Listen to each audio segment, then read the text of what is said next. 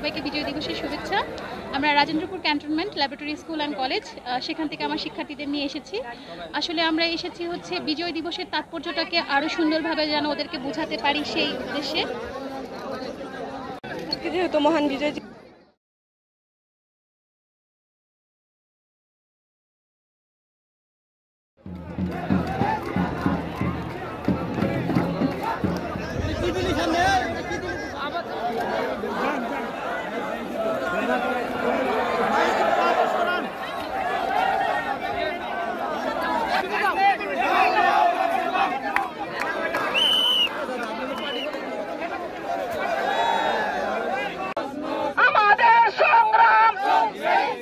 আমি tiger Akash, Bangladesh cricket team president big fan.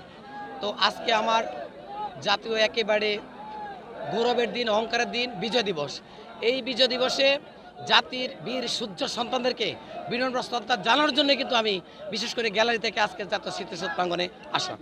বৈষম্যের বিরুদ্ধে যে লড়াইটা চলছিল, আজকের এই বিজয় দিবসে যেন নতুন কোনো বৈষম্য সৃষ্টি না হয়, দেশের সকল মানুষের ভেদাভেদ থাকবে না, দেশের মানুষ শান্তিতে বসবাস করবে, এটাই আমাদের কামনা। বিজয় দিবস উপলক্ষে আমরা যখনই যে স্বাধীনতা সংগ্রামে আমরা গিয়েছি, তখন যে আমার প্রত্যাশা ছিল এই দেশটাকে আমি বিশ্বের মানচিত্রে বাংলাদেশকে উঁচু করে দাঁড়াবো, আমার গণতান্ত্রিক পদ্ধতি, আমার যে শোষণ শাসনের অঞ্চল থেকে আমরা মুক্তি পাবো।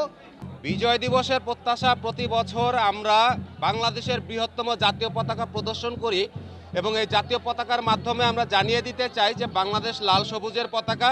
এই পতাকার মাঝেই আমাদের যতদিন জীবিত থাকবো ততদিন লাল সবুজের পতাকা নিয়ে বেঁচে থাকতে হবে।